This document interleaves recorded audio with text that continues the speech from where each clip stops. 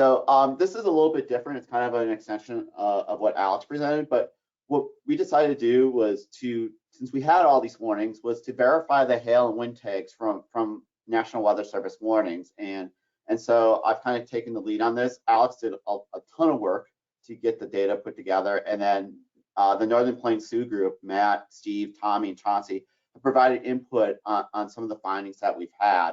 But it was to try and understand how we're doing with tags after a little over a decade of using them, at least here in Central Region. So let's go back just kind of the history of it all. So in 2010, as Alex kind of alluded to, several NWS offices in Central Region began applying wind and hail tags to severe thunderstorm warnings. And hail tags were even applied to tornado warnings.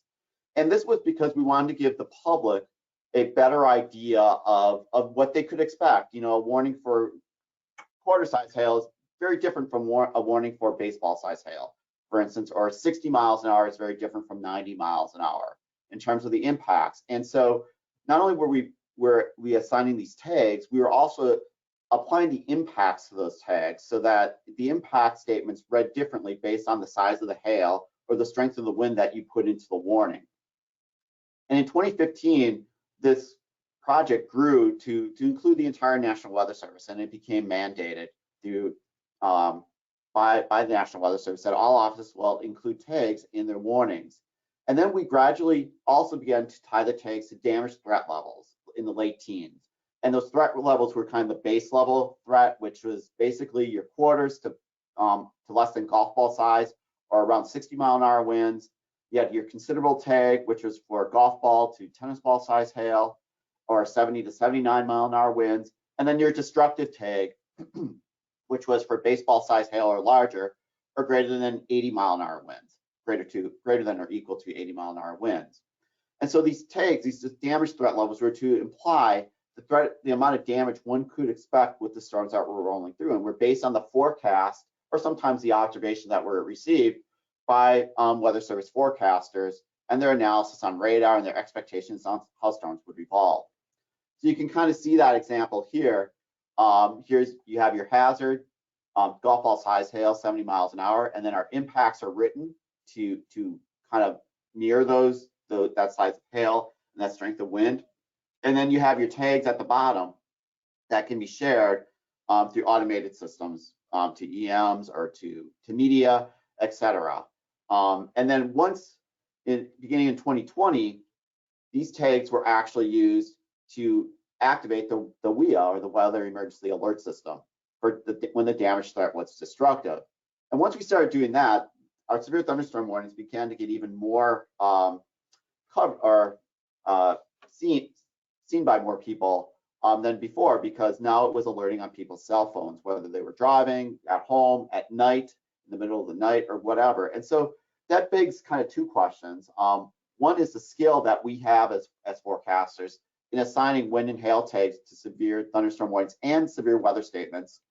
And then what we're really going to look at here is what is the skill of assigning the damage threat. So we're not going to get down to the level of how close is my golf ball size hail report, you know, to one and is it a quarter inch off or a half inch off or whatever. We're really just going to look at those damage threat tags, because that gets back to the weather emergency alerts or the WEA alerts that are sent out on cell phones that people really see, and if we do have that skill to do that.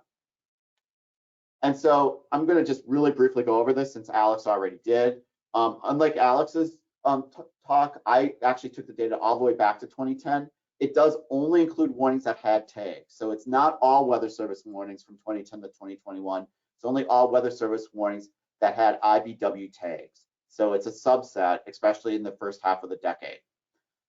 As Alex said, we got our SVRs and SVS polygons from IEM, and we got our severe weather events from the SPC Severe GIS database. So what we did then is, once we had all these warnings and SVSs, which were a few 100,000, we then found the wind and hail tag for each SVR and each SVS that was a continuation. So Alex's program did all that. And then he found the largest hail and wind speed during each portion of the warning. So I'll go through this a little bit more pictorially in a second. And then for each warning, we created a summary. So how did that work? So let's use an example warning here, and we're going to use a warning that has no reports with it. So we issue our warning at 4:45 p.m. It's for $half size hail, 125, and 60 miles an hour. At 4:59 p.m., we issue an SVS, and it's a continuation. And what we do is we change our tag at this point. We go up to 175 for hail, but we drop the wind altogether, so no wind tag at all. At 5:18 p.m., we issue another SVS. In this case, we lower the hail down to 1 inch, but we increase the wind up to 70 miles an hour.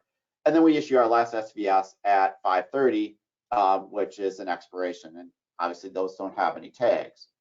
So what we did then is we took this information, all these tags as shown below, and each tag is segmented by time that they were in effect. So 4:45 to 4:58, sorry, 4:59 to 5:17, and 5:18 to 5:30. And then each tag is assigned. And then to get a summary, in this case, when we have no reports, we then take the largest forecast hail size and largest wind speed for that warning, and that becomes what's verified for the entire warning. So in this case, 175 is the largest forecast hail size, because that would have made it a considerable warning, and 70 miles an hour is the largest forecast wind speed. And that becomes the summary that we now will verify as we go through and compare it to reports and such. Now, if we have multiple reports, it's a little bit different. So here we have this same warning, except now we've got 3 hail reports and 2 wind reports. Our 2 hail reports came during our first segment. Then we had a hail and wind report in our second segment, and 1 wind report in our third segment of the warning. So in this case, it's the reports that drive what we save in terms of tags. So we find the largest hail that was observed during our time. In that case, it's the golf ball size hail that occurred somewhere between 4:45 and 4:59. And we find the highest wind speed, which was 75 miles an hour, which occurred in our third segment. And then we find out what the forecast hail size and wind speed was at the time of that event. So it's not the highest anymore, it's the forecast at the time of the event for our largest hail size. So in this case, our summary will contain 175 hail observed, but 125 forecast, because that was the forecast at the time of our golf ball size hail.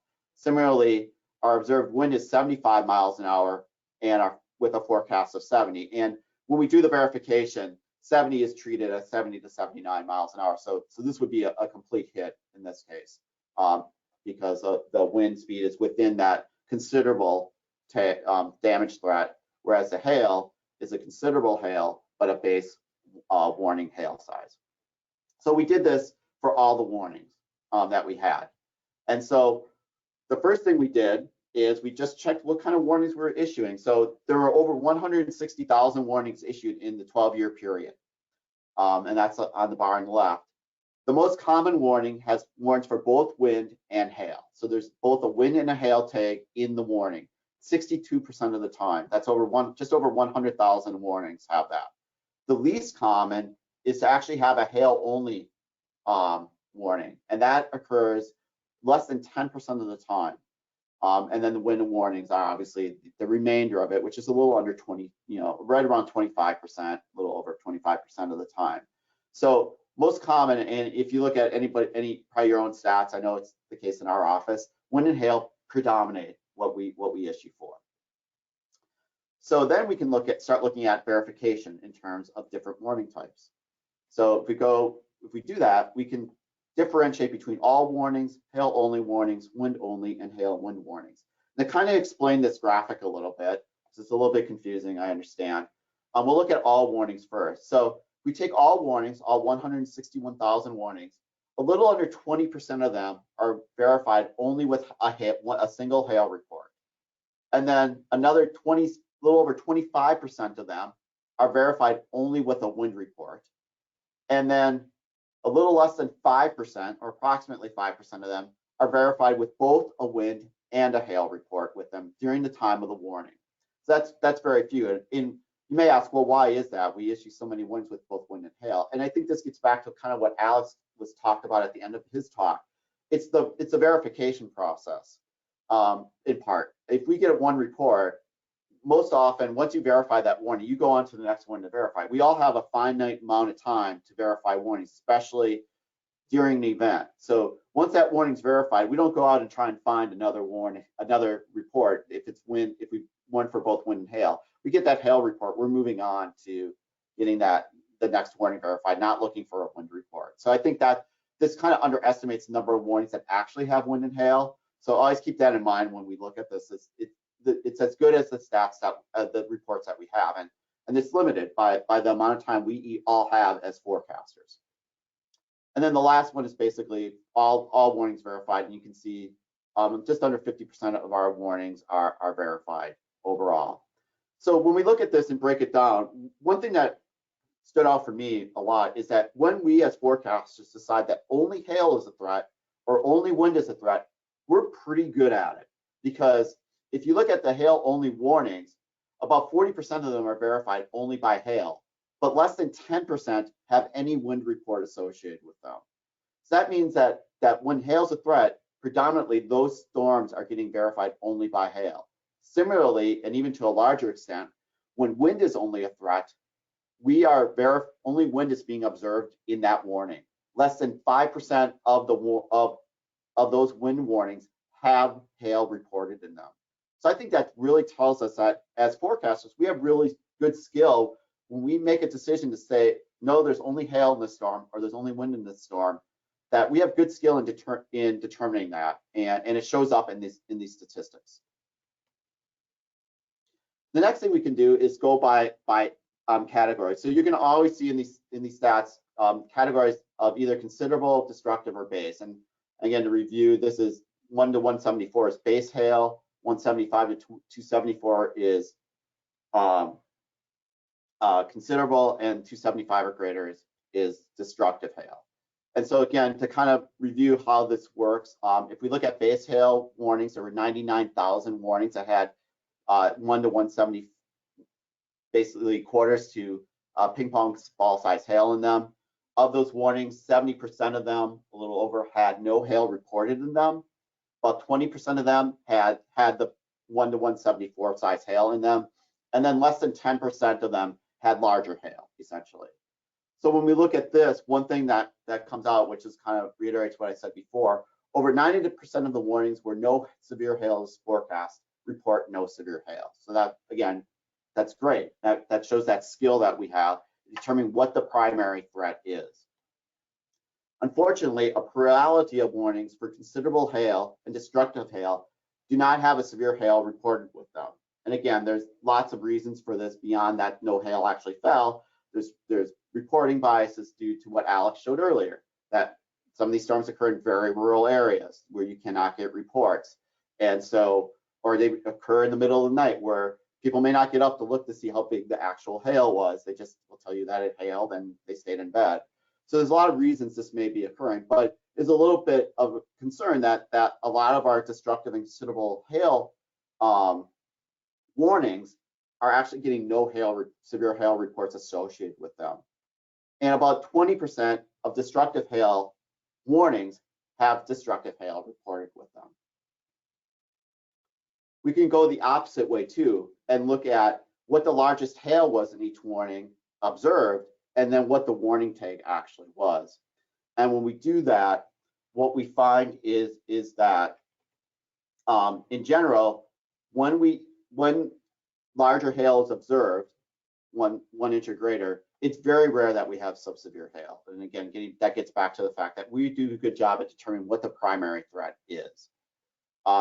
We also see that for destructive hail, over 50% of them have a considerable or destructive warning tag with them.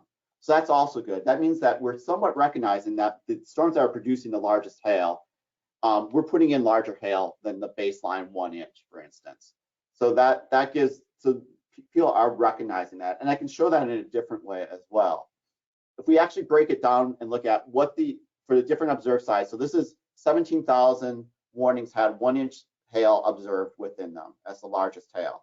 You can see that almost 60% of those warnings had 1 inch hail forecast, so which is the baseline. But it also shows that we're doing a pretty good job on capturing those events. If it's relatively small hail, we're putting relatively small hail in the warning. We go up to golf ball size hail.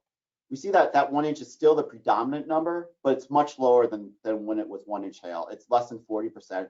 We see that golf ball size hail is the second most common tag associated with warnings that had golf ball size hail observed with them. And you also see that the other hail sizes greater than 1 inch also increase in percentage over time. So as that hail size is starting to increase in observations, our tags are also increasing. And if we up it to baseball size or larger, which is 1,600 warnings, we see that golf ball size hail is actually the most common tag that we put in there. And notice that 2, 2.5, and 2 3/4 inch hail are all over 10% as well. And so basically, as observed hail size increases, the forecast hail size also increases. So we as forecasters see that larger hail is a threat, but picking that exact size, that's a much more difficult problem. And I'll get to that in the conclusions a little bit more. When you actually do a false alarm ratio for just the tags themselves, by each one, you end up with pretty high false alarm ratio, right around 80%, which comes out of what we saw earlier. So what really is telling us is that we know when hail is going to fall. We have some idea that when we get large hail, it's going to be larger. But picking that exact size is a very difficult forecast problem for NWS forecasters, for all of us across the area. So we can also do the same thing for wind. We can break it down in the same way, and in a similar way that we saw before. It's the same, works the same way as the earlier graphic for hail. Over 90% of warnings with no severe wind forecast actually report no severe wind. So again, just like we said before, when we see that the wind is not a threat, we're doing a good job of keeping it out, because rarely does wind actually occur with those storms.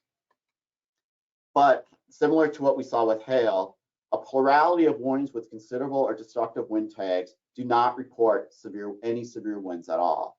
And again, for the similar reasons that we discussed before, there's a lot of reporting biases that Alex showed that may not, or non-meteorological reasons, that's a better way to say it, that Alex showed that may be a cause for some of this. But again, it is a little concerning that as an agency, we have a lot of our considerable and destructive warnings are not getting reports in them.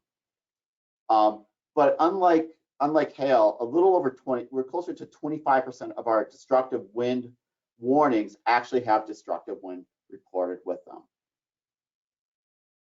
Again, if we go the other way around to looking at what the highest wind speed within warnings observed was and what the tag was at that time, we find that because so many warnings have severe winds, only 10% of severes that have no severe wind observed actually have sub-severe wind forecast. And that's just because about 90% of the warnings we've issued over the last 12 years have a severe wind tag.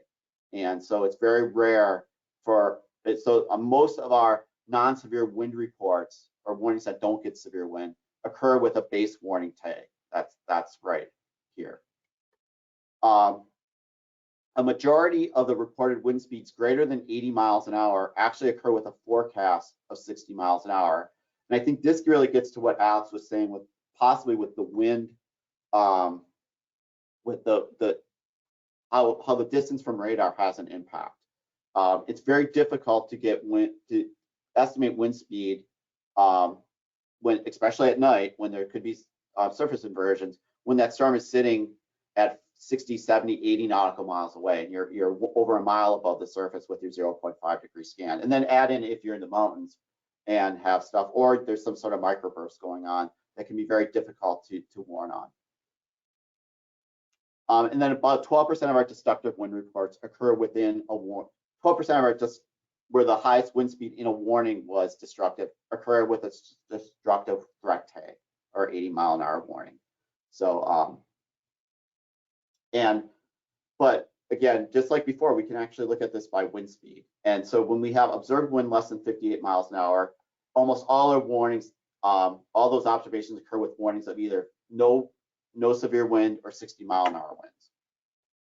When we up the observation to 70 to 79 miles an hour, we see that the number of warnings that have 70 to 79 increases to about 30%. So 30% of the observations in where the highest wind speed was 70 to 79, 30% of those have a 70 to 79 tag, and probably about 35% are 70 or greater.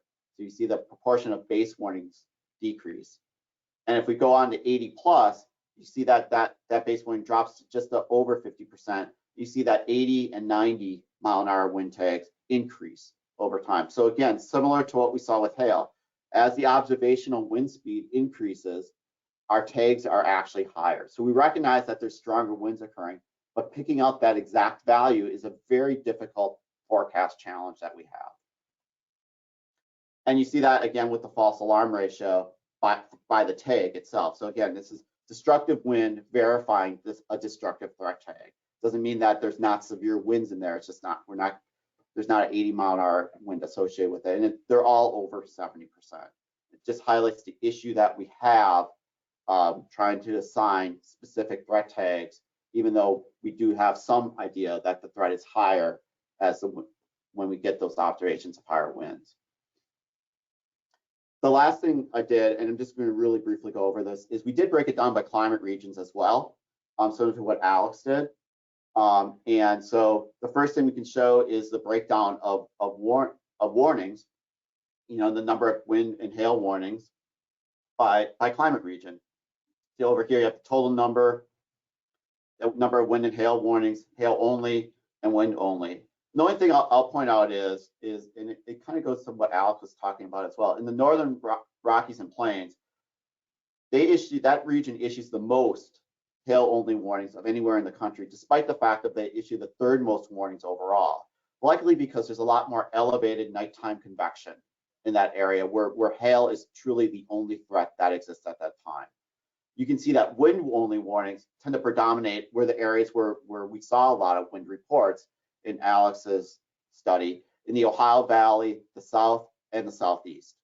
To a lesser extent in the Northeast, in terms of total numbers, although proportionally they have a proportional number of their warnings, high number of warnings in the Northeast are actually wind only.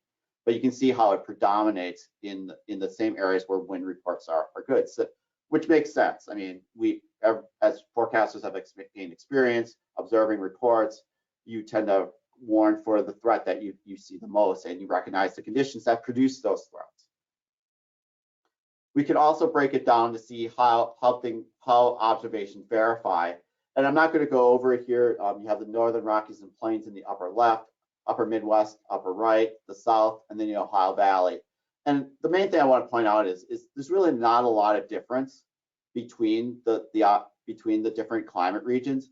Perhaps the only really big difference is that a higher proportion of destructive hail, observed hail, and that occur within warnings are considerable tags in the northern Rockies and Plains and the South. And these are the areas that get the most comparatively, 473 and 690, whereas in the upper Midwest and Ohio Valley, they get much fewer reports. You can see that it tends to be much more evenly split, or a slight bias towards the base warning 1 inch.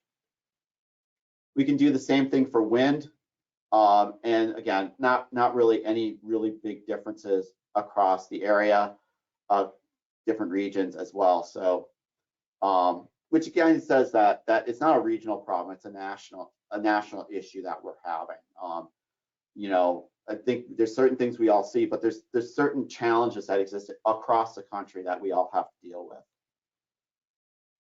So, in conclusion, warning forecasters do a really good job determining when hail or wind is the only threat. And I really want to emphasize that I think that's a really good plus, and something we should take home with us, is that when you think hail is really the only threat, you're probably right in most cases, because less than 10% of the warnings that have only hail in them or only wind with them get the opposite or the other severe weather type observed. And also, forecasters do recognize when larger hail and stronger winds are possible. We see that because as larger hail is observed, we see that the tags actually tend to increase over time. Unfortunately, getting that exact value tends to be a much more difficult problem. And we see a majority of destructive hail and wind events occur outside destructive wind and hail threat tags, and a majority of destructive warnings don't have destructive hail or wind observed. Again, that's reported. There could be that hail or wind, as Scott Blair and Kyle Ortega and others have shown. Our storm database does not encompass all the possibilities of wind and hail that actually exist with a particular storm at a particular time. So how can we improve? Well, I think there's a couple things we maybe could look at in the warning process. And I think one of those is examining if there are opportunities to change hail size and wind speed during warnings. So do you see increases or decreases with rotational velocity in supercells? That maybe give you an idea that there's a stronger updraft or a stronger non-hydrostatic vertical pressure gradient that can support much larger hail. Or are there ZDR columns or CC deficits at mid-levels that may give an idea that there is larger hail being produced? Looking for the development or dissipation of other supercell characteristics, such as bounded weak echo regions. Looking for mark signatures in storms. Are they increasing or decreasing? And then proactively changing tags as that happens, or looking for the development of Boeing segments or mesovortices. But unfortunately, a lot of research has shown that this is a very difficult problem. I was at SLS in October, and Matt Cumgen basically stated that most objective methods for determining hail size above 1 inch have little or no skill. It's not that they can't give you an idea on how that it may be larger or smaller, but pinpointing the size has very little skill, whether you storm top divergence, reflectivity rules, the mesh doesn't do well. Even machine learning techniques don't do very well with hail size once you get much above 1 inch for a variety of reasons. And Matt Cumgen went through a lot of those that he can explain much better than me. So that's a real problem. So we really need research in that. And then for those of you who saw the February 15th talk by Keith Sherburne and others about the difficulty in wind speeds with elevated storms. They gave it a great example of how a gravity wave either produced or interacting with a severe thunderstorm produced very severe winds, 80 to 100 miles an hour, where a nocturnal inversion exists behind a cold front. Very difficult to determine that prior to their work. Their work actually makes it easier now, but at the time, a very difficult forecast. And as Alex mentioned, you have beam height problems. We see that wind warnings decrease as you get farther from the radar as well, the verification. And so all of these things really cry for additional research in hail and wind signatures and their environments that produce the larger hail size that can allow us to get better at producing and pinpointing warnings that can produce destructive hail or destructive winds. So in the future, one thing we want to do is determine if the false alarm ratio and POD for considerable and destructive damage threats is actually improving over time. This was done over from 2010 to 2021. We blocked it all together, but we could actually separate it out by the first few years and the later years to see if, as forecasters get more experience, are we actually getting better at it? We could also look at differences in performance in climate regions and at time of day or time of year. As you can see, at least the initial thoughts is climate regions do not have a lot of difference. We can also see if people proactively changing hail and wind tags in SVSs is actually improving verification. So when people go in and change from 1 to 1.25 inches, is that resulting in a better verification than if they had just stuck with the original tag from the original warning? And then we can also look at if forecasting hail size and wind speed varies by time of year, time of day, or a real non-meteorological factor, which is population density. So just lastly, to conclude, the results I showed, both the CONUS results, the climate region results, and I have results by CWA, they're all available upon request. If you are interested in seeing the graphics that I showed today for your particular office. So, if you want to use it to try and for spring training or whatever, I'm more than happy to share them. They're already on a Google Drive.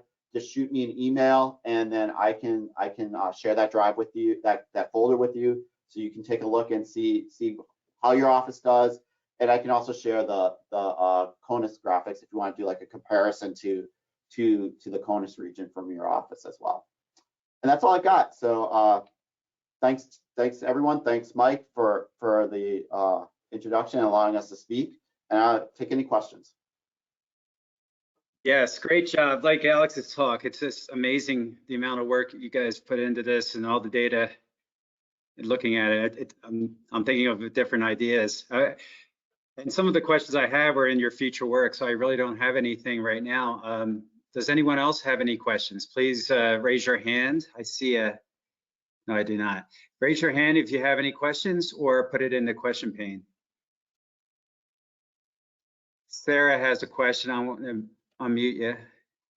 You're self-muted, Sarah. Okay, thanks.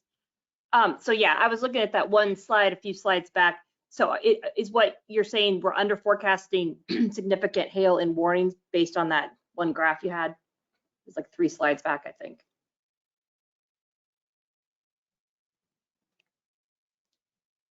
Let me go back a little bit.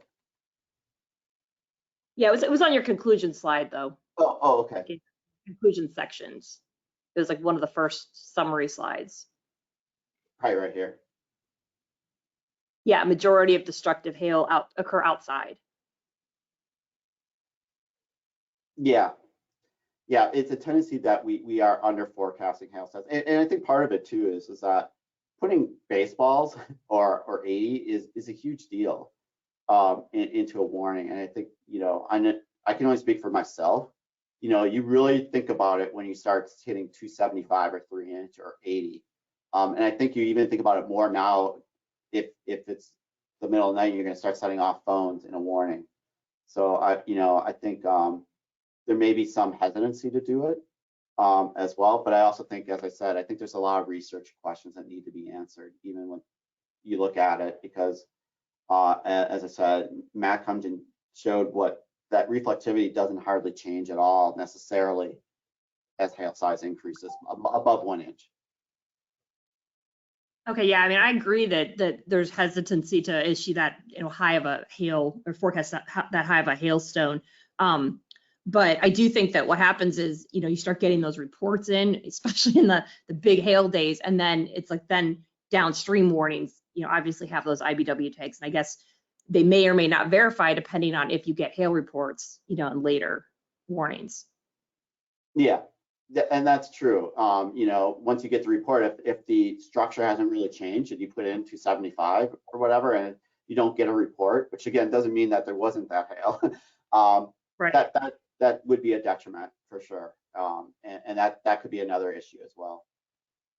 Yeah, there's a lot of private companies doing these hail kind of swaths because they do it for like forensics for after the fact. But it'd be real interesting if we had the capability, to be able to generate these swaths easier. As we have the mesh, we've got some algorithm data, but because that would be helpful in verification after the fact. Because like you said, once we get one report, we don't go looking for more reports, even though physically if the storm hasn't changed, there's no reason to think that it's not still producing hail. Right, that's exactly right. I think there are storm data issues here that, verification issues that, because we have such limited time in offices that also impact some of these results as well. So, I don't think it's quite as, the false alarm rate is not quite as high as we see here. It's probably pretty high yet, but it's probably not that high. So for me, I think the bigger question isn't the false alarm ratio, because I think the reporting issues are a real problem, but it's the when we get destructive hail observed or destructive winds observed, and the tag with it is so much lower. It'd be interesting to see if we can improve that, because in that case we actually have the physical report, but our tag isn't high enough, and so what can we do to improve that? Part of it may be research, but part of it may be practices as well that we can do as forecasters, like being more proactive about changing tags based on changes. Even if we don't get a report, if we see something in the storm that changes, issue that SVS and increase that tag right away, rather than waiting for the report or waiting for 15 minutes or 30 minutes or whatever. So there may be a bunch of things we could do.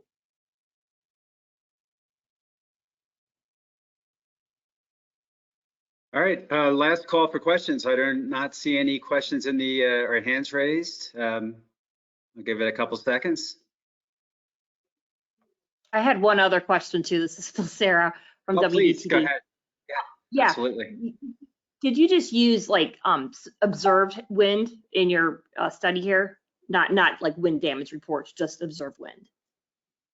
Okay, that's a great question. We did use both. But Alex, because he's a great programmer, did differentiate between measured and estimated. So we could actually go through and actually subset the tags by measured wind gust only. I haven't done that, but I think that's a really, as you say that, I think that's a really good idea to actually go through that process. Oh yeah, I think, I mean, of course, wind reports are a big mess because you get the southeast and other areas that have a lot of trees, eastern parts of the country that get, wind damage all the time. And as a warning forecaster, maybe you're not getting 58-mile-an-hour wind gusts observed, but you're getting wind damage. And so the public perception is that they're having damage. And so you can't sit there and be like, oh, we're not going to issue a severe thunderstorm warning. You are, and you're going to put the base tag, but you don't get that, observed wind report. Yep. Yeah. Yeah. Here in the plains, the opposite can occur, where you may be getting strong winds, but there's nothing to knock down. So right. There's no damage indicator. Yeah, exactly. And there's no ASOS to measure it. Right. Yeah. Thanks. That's interesting. Thanks, Sarah. Sure. All right, I think that's it. I don't see any other questions. Once again, I'd like to thank everyone for joining us, and kudos to our speakers, Alex and Phil. Great talks. I appreciate you making the presentations. That ends our presentation.